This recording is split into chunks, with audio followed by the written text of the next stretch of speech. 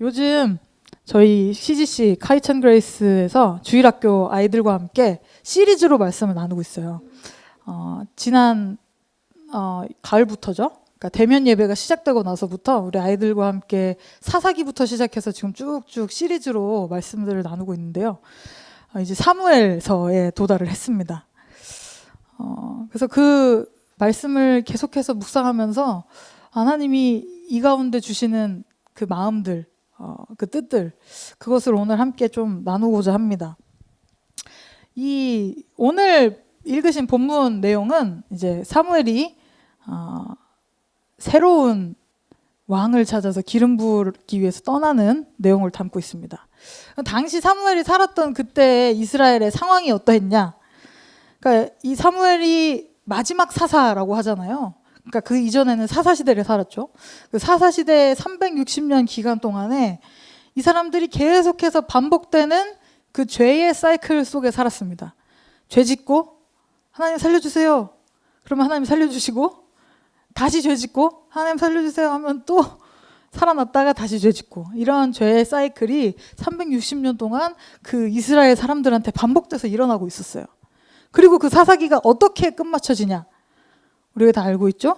그들이 왕이 없어서 자기 소견에 옳은 대로, 자기가 생각하기에 옳은 대로 행하였더라고 끝이 납니다. 그러니까 이제는 왕이 필요한 거죠. 그들이 왕이 없어서 이렇습니다 라고 핑계를 댔으니 왕이 필요한 거죠. 그래서 그 이스라엘 백성이 왕을 간구했어요. 그래서 하나님이 주신 왕이 바로 사울이었습니다. 근데 그 사울 왕이 하나님 앞에 흡족하게 살았던가요? 그가 반복해서 하나님의 말씀에 불순종했던 것을 우리가 잘 알고 있습니다. 그는 하나님 앞에 불순종했고 결국에 버림받게 되죠. 그런 상황 속에서 사무엘이 탄식하고 있었어요. 슬퍼하고 있었어요. 하나님, 이 이스라엘 보세요. 그렇게 반복하는 죄 가운데 있다가 왕 달라고 해서 왕을 주었는데 이 왕도 결국 하나님 앞에 죄 짓는 자네요. 이제는 이 민족을 어떻게 할까요? 하고 슬픔 가운데 있었습니다. 그런데 그 슬픔 가운데 있는 사무엘에게 하나님이 다시 새로운 명령을 주십니다. 자, 우리 한번 같이 읽어보겠습니다. 시작. 여호와께서 사무엘에게 이르시되 내가 이미 사울을 버려 이스라엘 왕이 되지 못하게 하였거늘 네가 그를 위하여 언제까지 슬퍼하겠느냐? 너는 뿔에 기름을 채워가지고 가라. 내가 너를 베들레헴 사람 이새에게로 보내리니 이는 내가 그의 아들 중에서 한 왕을 보았느니라 하시는지라. 아멘. 그 슬픔에 빠져있는 사무엘에게 하나님이 야 사무엘아, 이제 새로운 왕을 너에게 줄 것이다. 그에게 기름 부으러 가라고 하셨어요. 그런데 우리가 알고 있죠. 사울 왕이 아직 왕위에 있습니다. 끌어내려지진 않았어요. 왕이 있는데 새로운 왕을 세우러 사무엘이 직접 간다? 이게 어떻게 느껴질까요? 큰 사건이죠. 큰 사건. 사무엘은 당시에 주로 이제 자기 고향 라마라는 지역에만 머물렀어요. 근데 이 사무엘이 그 지역을 벗어난다? 라는 것만으로도 큰 눈길을 끌만한 사건인데요. 그런데 이 선지자가 가야 할 곳이 어디냐면 베들레헴이에요. 베들레헴은 아주 작은 도시였습니다. 예루살렘 같은 큰 도시가 아니었어요. 그런 작은 마을에 대선지자 사무엘이 간다? 약간 트리도가 저희 찾아서 덩칸에 온 것 같은 그런 일이 지금 이 마을 사람들한테 벌어진 거예요. 사무엘이 베들레헴에 도착했을 때 그 마을 사람들 어땠을까요? 트리도가 덩칸에 왔대. 그러면 저라도 궁금해서 가볼 것 같아요. 저 TV에서만 보던 사람 왔네? 그런 사무엘을 이 마을의 장로들도 헐레벌떡 가가지고 맞이합니다. 아이고 선지자님 오셨군요. 근데 왜 어떻게 오신 거예요? 그래서 처음부터 사무엘 보자마자 묻는 질문이 평강을 위하여 오셨죠? 자기들도 걱정을 하는 거죠. 왕이 있고 선지자가 그 비등비등한 권력이 있는 분이신데 여기까지 오셨다고요? 무슨 일이죠? 근데 그 장로들의 질문에 사무엘이 대답합니다. 나 평강을 위하여 왔습니다. 그리고 여호와께 제사를 드릴 겁니다. 그런데 그 제사에 당신 장로들과 이새와 그 아들들을 참석하게 하십시오. 특별히 그 작은 마을에 이새라는 사람이 있고 그의 아들들까지 있다는 걸 알고 사무엘이 그들을 부른 거죠. 여호와께 제사를 드리자고 했으니까 얼마나 성결하게 준비하고 모였겠어요. 때가 되어서 모였는데 분위기를 보니까 이게 뭔가 심상치가 않은 거예요. 긴박함까지 느껴집니다. 왜 그러냐면 사무엘이 이걸 들고 있었거든요. 기름불입니다. 기름불. 당시에 이스라엘에서 기름을 붓는 대상은 딱 세 분이었어요. 왕, 제사장, 선지자. 제사장이 되려면 레위지파여야 되는데 근데 이 사람들 중에 레위지파가 없단 말이에요. 그러면 이 지금 베들레헴 이 작은 마을에 장로들이랑 이새와 이새의 아들들만 있는데 그 중에 왕이나 선지자로 기름 부을 사람이 있겠다라는 거죠. 상상해보세요. 여러분 이렇게 예배하러 지금 모이셨죠? 그런데 목사님이 자 이승 집사님, 윤 집사님 나와보세요. 그리고 이 중에서 담임 목사를 뽑겠습니다. 네? 이게 무슨 말이죠? 얼마나 당황했겠어요. 얼마나 긴장되는 순간이었겠어요. 예배 드리러 제사 드리러 갔는데 어이구 예상치도 못한 일에 면접 보는 것처럼 돼버린 거죠. 근데 이 면접도 그냥 면접이 아니고 뭐 질문도 하지도 않고 그냥 쳐다만 봅니다. 지나가 보세요. 지나가 보세요. 이러고 쳐다만 보는 거예요. 그 눈길이 스쳐가는 이 순간 말은 없고 고요한 그 자리 얼마나 숨막혔을까요? 그러니까 이세 아들들 7 아들들을 이렇게 세워놓고 면접을 보는 와중에 사무엘이 나름의 감동을 받습니다. 딱 그 아들을 보니까 첫째 아들을 보니까 엘리압이라는 사람을 보니까 이 사람이 왕이 될 상이구만 라고 생각을 한 거예요. 여러분 엘리압의 이름 뜻이 무엇인지 아십니까? God is my father. 하나님이 나의 아버지시다. 이름 뜻도 멋있어요. 엘리압을 봤는데 이 사람 되게 훤칠하고 똑똑하게 생겼고 힘도 있어 보여요. 그러니까 하나님 이 사람이군요 라고 생각했습니다. 그런데 하나님이 그 사람 아니다 라고 하시죠. 사무엘인데요. 사무엘. 하나님의 직접적인 말씀을 듣고 나라를 다스렸던 선지자. 그 선지자 사무엘도 다 알지 못한 거예요. 하나님이 알려주시는 만큼만 알 수 있는 거예요. 하나님이 보여주시는 만큼만, 하나님이 들려주시는 만큼만 알 수 있었어요. 그러니까 하나님 앞에서 내가 무엇을 다 안다 라고 하는 것이 사실 나를 속이는 것이기도 하고 하나님을 속이는 것이기도 합니다. 하나님 앞에 정직해야죠. 순전해야죠. 그럼 사무엘은 왜 자기가 저 사람일 거야 라고 이러는 생각, 착각, 오해를 했을까요? 근데 거기서 왜 하나님은 아니라고 하셨을까요? 이 하나님의 뜻, 하나님의 마음, 이것을 우리가 분별할 줄 알아야 합니다. 그러니까 이 분별에 있어서 중요한 포인트가 오늘 이 말씀 가운데 있어요. 사무엘은 자기의 경험이 있었어요.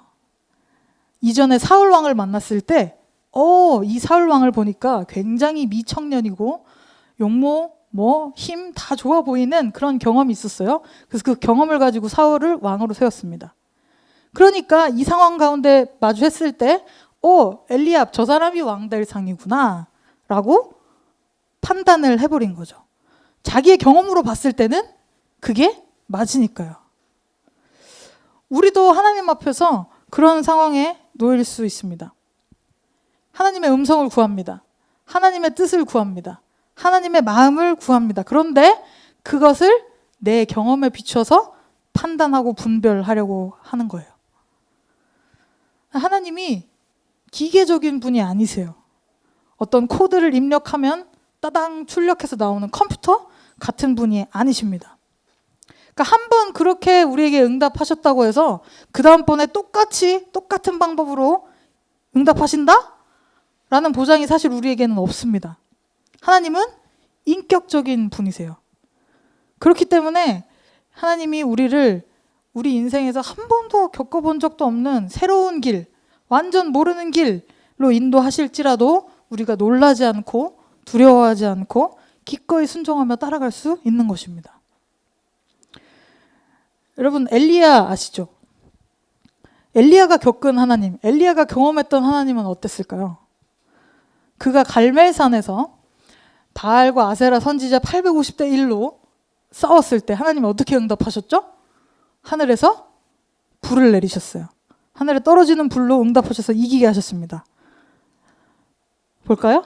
여호와의 불이 내려서 번제물과 나무와 돌과 흙을 태우고 또 도랑에 물을 핥은지라.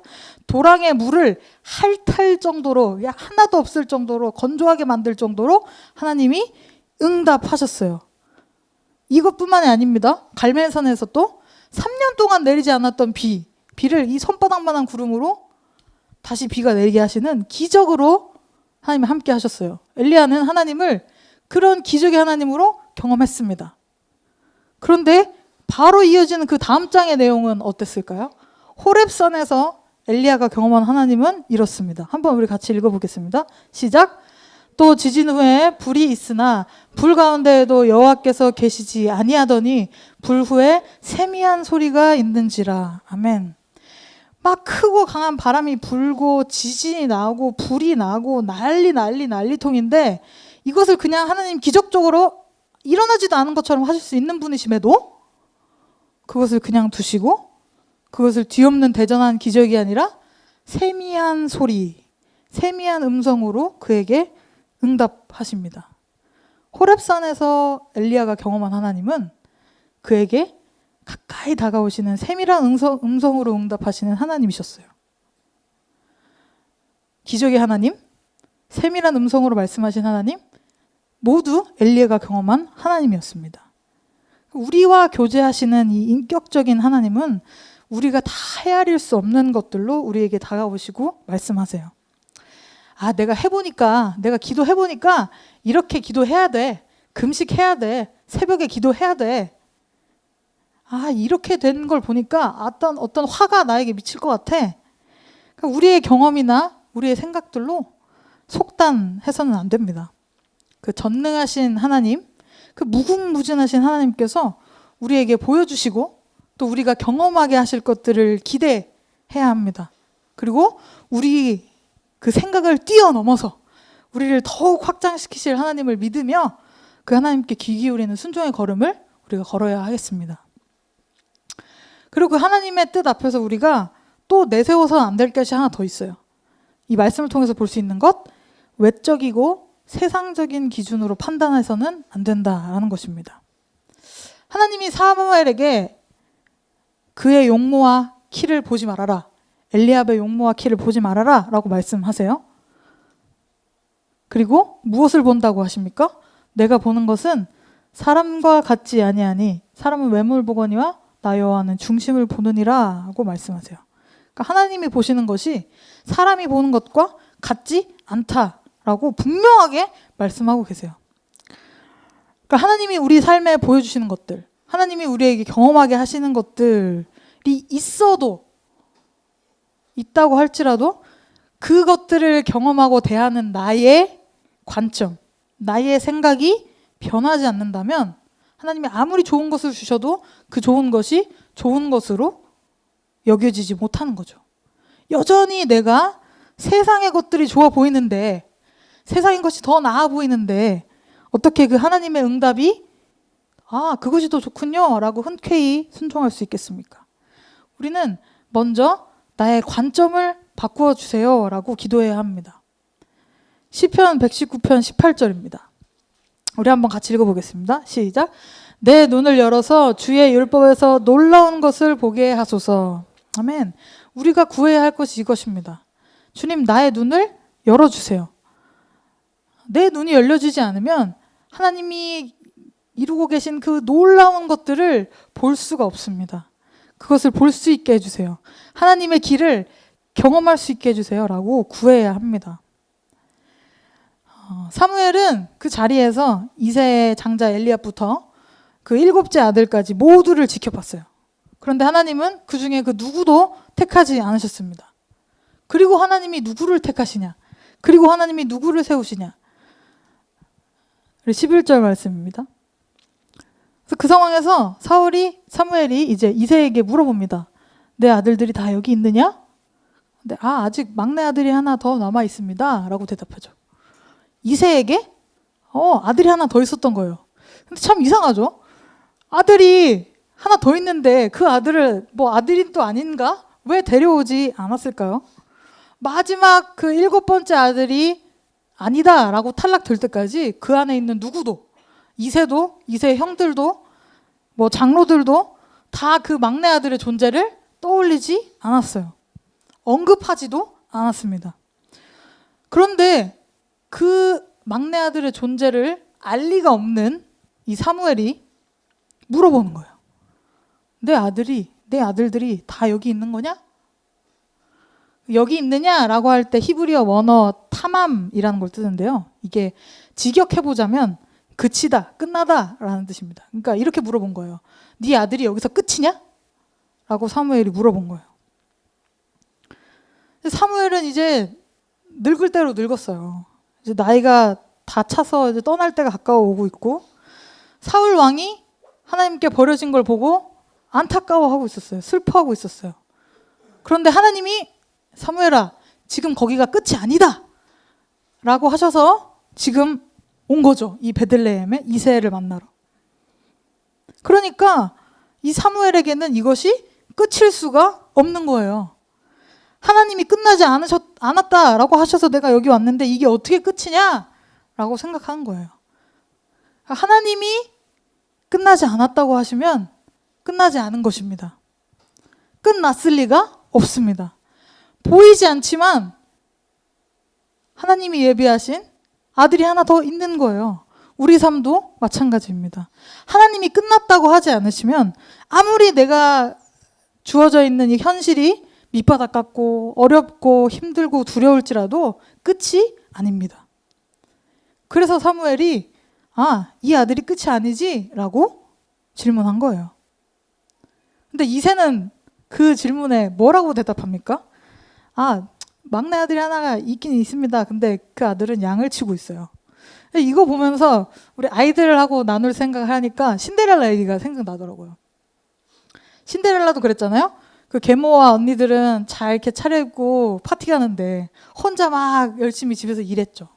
그러니까 그런 것처럼 이 다윗, 이 막내 아들도 형들, 아버지 잘 차려입고 대선지자 사무엘 만나러 가는데 자기는 그냥 원래처럼, 평소처럼 그 들판에 나가서 양을 치는 거예요. 이런 상황을 봤을 때 이새가 이 막내 아들을 어떻게 생각했을까? 좀 그렇게 탐탁치는 않았을 수도 있겠다라고 생각을 해볼 수 있는 것 같아요. 그러니까 이새의 말투를 우리가 볼 수는 없지만 뭐 좀 떨떠름하지 않았을까 싶어요. 그냥 막내 아들 하나 있는데 그냥 양치고 있는 어린애예요. 그런데 사무엘이 불러오라 하니까 그 아들 불러오죠. 그러니까 이새가 생각했던 어디에 내놔도 부끄럽지 않은 7명의 아들, 그 완벽한 7 아들에 포함되지 않는 이 어린 아들, 이 막내 아들. 양 치고 왔으니까 양이랑 굴러 다니다가 왔으니 얼마나 꼬질꼬질했겠어요. 뭐 냄새도 났을 수도 있고 상황이 안 좋았겠죠. 그런데 그 아들이 왔는데 하나님이 그를 어떻게 보시냐? 그게 놀랍습니다. 우리 한번 12절 같이 한번 읽어보겠습니다. 시작. 이에 사람을 보내어 그를 데려오매 그의 빛이 붉고 눈이 빼어나고 얼굴이 아름답더라. 여호와께서 이르시되 이가 그니 일어나 기름을 부으라 하시는지라. 아멘. 눈이 빼어나고 얼굴이 아름다웠답니다. 이 눈이 빼어나다를 쓰는 히브리 원어가 야페인데요. 어디에 나오냐면 창세기 39장 6절입니다. 요셉을 표현할 때 나와요. 요셉의 용모가 빼어나고 아름다웠더라 라는 이 말이 야페, 같은 말입니다. 또 그 얼굴이 아름다웠다 라는 말은 히브리어 원어로 토브를 쓰는데요. 어디에 등장하냐? 모세가 태어났을 때 그 모세가 잘생긴 것을 보고 엄마가 3달 동안 숨겼다 라는 내용이에요. 지금 이 양치고 온 어린 아들, 이 다윗을 표현하는데 요셉에게 쓰신 단어, 모세에게 쓰신 단어가 쓰인 거예요. 그 이스라엘 역사 속에 위대한 인물들이요. 그럼 요셉, 모세, 다윗의 공통점이 그럼 겉으로 보기에 잘생겼다, 빼어나더라 에서 끝입니까? 네, 그렇지 않죠. 그러니까 내가 굳이 나서도 되지 않는 일에 나서는 걸 뭐라고 하죠? 한국 사람들이 좋아하는 거 있잖아요. 오지랖. 그렇죠? 굳이 안 나서도 되는데 나서는 거. 이 요셉도 모세도 다윗도 약간 그런 기질이 있는 사람들이었어요. 다윗은 어때요? 사실 엄밀히 말하면 다윗이 치는 양이 자기 양이 아니에요. 아버지의 양이잖아요. 근데 그 양을 잘 쳐보겠다고 잘 살려보겠다고 목숨까지 내놓고 곰이랑 사자랑 막 싸워요. 그 양을 지키고 보호하려고. 그죠? 나중에는 자기가 사울 왕에게 쫓겨서 목숨이 막 경각에 달린 도망자 신세면서 블레셋에게 당하는 그 그일라 사람들 불쌍하다고 그 그일라 사람들을 구해줍니다. 근데 그게 그 나중에 어떻게 되냐면 그 그일라 사람들이 다윗이 우리 구해줬어요 라고 해가지고 사울이 그 얘기를 듣고 쫓아와요. 안 그래도 됐는데 도망자면 숨어 다녀야지. 요셉은 어땠습니까? 그냥 아버지의 최애 아들, 최고 좋은 아들로 그냥 편하게 살면 됐는데 굳이 형들한테 자기 꿈 얘기를 해가지고 죽을 위기에 처하죠. 또 끌려가서는 그냥 좀 그 종들답게 살면 되지 또 그 피한다고 감옥에 가죠. 모세는 어때요? 모세는 왕자였잖아요. 왕자로 얼마나 잘 먹고 잘 살 수 있었겠어요. 근데 또 히브리인 그 사람을 보고 일어납니다. 그 후에 어떻게 돼요? 이 사람들 광야를 경험하게 되죠. 요셉도 10년, 모세는 40년, 이 긴 시간들을 그렇게 광야의 시간까지도 경험하게 돼요. 그런데 왜? 이 사람들은 왜 나서는가? 다윗은 왜 나서는가? 하나님이 이것을 주목하셨던 것 같습니다. 다윗이 그 양치는 그 자리에서 아무도 나를 쳐다보지 않고 아버지도 형제들도 관심 가져주지 않는 그 자리에서 하나님을 찾았던 거예요. 하나님을 구했던 거예요. 하나님이 주시는 마음으로 그 일들을 행했던 거예요. 시편 27편 다윗의 기도에 이런 말씀이 있습니다. 내 부모는 나를 버렸으나 여호와는 나를 영접하시리이다. 다윗은 그 자리에서 묵묵히 하나님을 구하고 하나님을 바라면서 나아갔던 거예요. 외톨이 같았을 텐데 빈들에서 하나님을 구하고 하나님을 찾는 그 다윗을 하나님이 보고 계셨다는 겁니다. 그리고 그 하나님이요 여호와께서 그와 함께 계셨다라는 거예요. 다른 사람들이 보기에도 다윗이 하나님과 함께 했다라는 것이 보였다는 거죠. 이 다윗을 보고 하나님이 그래 저 아이가 맞다. 이가 그다. 일어나 그에게 기름을 부어라고 말씀하십니다. 하나님 앞에서 어떤 인생이 하나님 보시기에 그게 맞다 하시는 인생일까요? 그냥 나 먹고 살기 바쁘고 나를 위해서 앞서는 삶? 세상이 그래 그게 지혜로운 거지. 그게 융통성 있는 거지 하는 삶? 근데 하나님은 다윗의 삶이 다윗의 인생이 맞다고 하십니다. 그가 하나님과 함께 했기 때문에 그렇습니다. 하나님의 뜻대로 살았기 때문에 그렇습니다. 하나님의 뜻이 그의 가운데 담겨있는 삶을 걸음을 걸었기 때문입니다. 한 영혼을 찾아서 나가는 그 하나님의 뜻이 자기 뜻보다 앞서는 그 하나님의 마음을 품은 사람으로 살았기 때문에 하나님이 그를 보신 거예요. 하나님이 선택하시는 사람은 하나님께 이 마음을 드리는 사람입니다. 하나님께 자기 생명을 기꺼이 던질 수 있는 사람입니다. 오늘 이 본문 뒤에 이어지는 이야기가 어떤 이야기인지 아세요? 골리앗 이야기입니다. 이스라엘의 모든 군대들이 또 왕도 막 장군들도 누구도 그 골리앗 앞에 나가서 싸우려고 하지 않았어요. 그런데 이 소년 다윗 한 번도 전쟁을 경험해 본 적도 없는 그냥 목동 그 아이가 나갑니다. 싸우러. 왜요? 하나님의 이름 때문에. 하나님의 이름이 멸시당하는 것을 견딜 수가 없어서. 근데 이 열 몇 살짜리가 못 참으면 어떡할 거예요? 이 골리앗이랑 어떻게 싸웁니까? 그런데도 나서는 거예요. 자기 백성이 아닌데 자기가 굳이 나설 필요 없는데 하나님의 백성이기에 하나님의 영광을 위해서 기꺼이 그 자리 가운데 나아가는 겁니다. 그런데 이 마음을 우리도 다 잘 알아요. 어떻게 해요? 예수님을 통해서 볼 수 있습니다. 우리는 하나님의 형상으로 지음을 받았어요. 근데 그 형상을 우리의 죄로, 우리의 잘못으로 다 깨뜨려 버렸어요. 사실 전부 우리의 책임이에요. 그런데 그 책임을 누가 지십니까?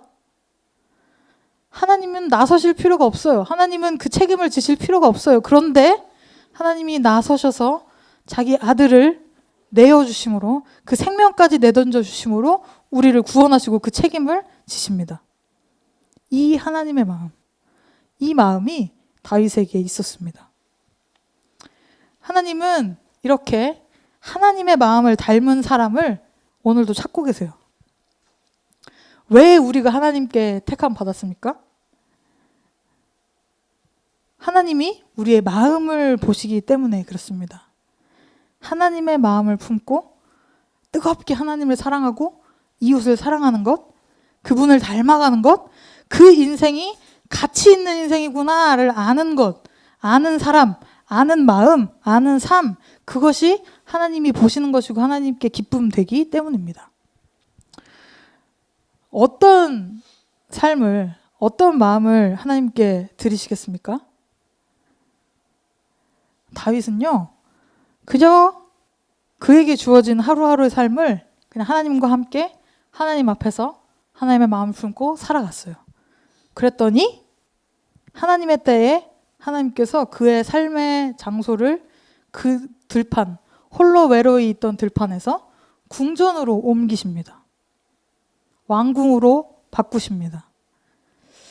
오늘의 우리의 삶의 자리가 어떠하든 간에 하나님이 우리와 함께 하심을 기억하기를 원합니다. 하나님이 우리와 함께 하시고 이 마음, 하나님의 마음을 우리에게 부어주시고 예수 그리스도를 통해서 더욱더 충만케 하셔서 그 마음 품고 하나님 앞에 나아가는 사람으로 우리를 세워주실 줄을 믿습니다. 그렇게 하나님 앞에 살아가는 그 삶을 하나님이 책임지고 이끄십니다. 그 삶을 경험하는 우리 모두 되시기를 주님의 이름으로 축복합니다. 이 시간 우리 함께 기도하겠습니다.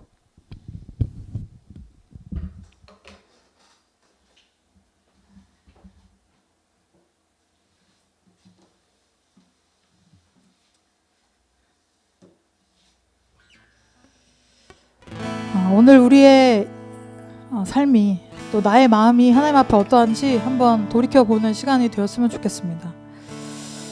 하나님의 마음에 합한 삶, 나의 삶과 나의 마음이 주님께 그렇게 드려지기를 원합니다. 혹 내 마음이 그렇지 못하다면 이 시간 주님께 자백합니다. 내가 아니라 나를 비우고 오직 예수로 충만히 채워져서 하나님 원하시는 그 삶으로 나아가기를 원합니다. 우리 이 고백을 담아서 시간 함께 하나님 앞에 기도하며 간구하며 나아가겠습니다. 함께 기도하겠습니다. 하나님 감사합니다. 주님, 이 삶 가운데 주여 주님 찾으시고 주님 바라보시는 그 하나님의 마음 품은 그 한 사람으로 내가 서기를 원합니다. 세상은 내가 잘 되는 것, 내가 하나님 앞에 어떤 복을 누리는 것을 바라볼지 모르지만 하나님, 주님이 보시는 것은, 주님이 찾으시는 것은 하나님 어떠한 자리에서도 하나님의 우선으로 하나님의 뜻에 합당하게 하나님의 마음을 품고 나아가는 그 한 사람 되기를 찾으시는 것입니다. 주님, 이 시간 하나님 나의 마음을 주님 보신다면 나의 마음이 주님 앞에 어떻게 드려질지 하나님 돌아봅니다. 그리고 그 삶을 돌이키기를 원합니다. 하나님, 나의 삶의 어려움들로 인해서, 나의 삶의 문제들로 인해서 하나님을 찾는 것, 하나님이 나와 함께 하시는 것, 그것들이 뒷전에 놓여지지 않기를 원합니다. 하나님, 그 주님을 최우선으로, 하나님 그 주님이 함께 하셔서 내 삶을, 그것이 들판이든 구름거리든 하나님과 함께 하나님의 마음 합한 자로 세워지는 그 삶으로 살아가게 하신다면 하나님, 그것이 가장 복된 인생이고 그것이 가장 복된 삶이며 그것을 통해서 하나님이 영광 받으시고 기뻐하시는 것을 믿습니다. 하나님, 그 삶으로 하나님 주님 앞에 나의 모든 것들이 드려지도록 하나님, 나의 삶이 그렇게 주님 앞에 조성되도록 하나님 역사하여 주옵소서. 그렇게 주님 앞에 드려지는 이 귀한 삶을 하나님 기뻐 받으시고, 또한 우리의 삶에 우리가 지금 보고 있지 못하더라도 하나님 예비하신 대로 하나님이 끝내지 않으셨기 때문에 보게 하실 그 삶들로 이끌어 주실 것을 믿습니다. 그 삶을 향하여 나아가는 이 걸음걸음을 주님 축복하시고, 하나님 주님과 함께 걸으며 주님과 함께 동행하며 하나님 이 삶으로 이 마음으로 하나님 주님께 영광 돌리고 주님을 나타내 보이는 그 귀한 삶 가운데 나아갈 수 있도록 하나님 역사하여 주옵소서. 하나님 그 주님의 뜻이 하나님 나의 가운데 나의 삶 가운데 하나님 이곳에 기도하며 주님 앞에 엎드리는 그 자녀들의 삶 가운데 온전히 나타나도록 하나님 함께하여 주옵소서. 주님 그 주님을 찬양합니다. 그 주님께서 이 모든 일들을 능히 이루시고 역사하실 줄 믿고 감사합니다. 주님 그 주님께서 하나님 이 삶을 통하여 서로 영광을 받아주옵소서. 감사합니다. 주님을 찬양합니다.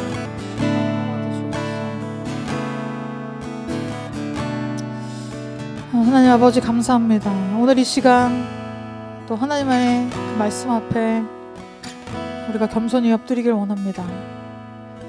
세상에 보는 것들, 세상이 보는 시각들, 나의 경험들, 나의 생각들이 아니라 하나님 그 하나님의 마음이, 그 하나님의 생각이 나의 생각 되고 나의 마음 되기를 원합니다. 헛된 것들로 나를 채우지 아니하고 주님 바라보시는 주님 뜻으로 나를 채울 때 하나님께서 그 함께 하신 그 걸음을 기뻐하시고 그 삶으로 영광 받아주실 줄을 믿습니다. 하나님 우리가 그렇게 그 삶을 주님 앞에 드릴 수 있도록, 이 마음을 그렇게 주님 앞에 드릴 수 있도록 주님 우리 가운데 역사하여 주옵소서. 주님 앞에 겸손히 그것을 구하며 또 회개하며 자백하며 나아가는 심령 가운데 주님께서 깨끗게 하시고 또 주님으로 충만케 하실 줄을 믿습니다. 그 삶으로 주님께 모든 영광 돌리는 우리 채플 한 사람 한 사람 될 수 있도록 하나님 함께하여 주옵소서. 그 삶을 통하여 주님만 홀로 영광 받으시고 주님만 드러내 주옵소서.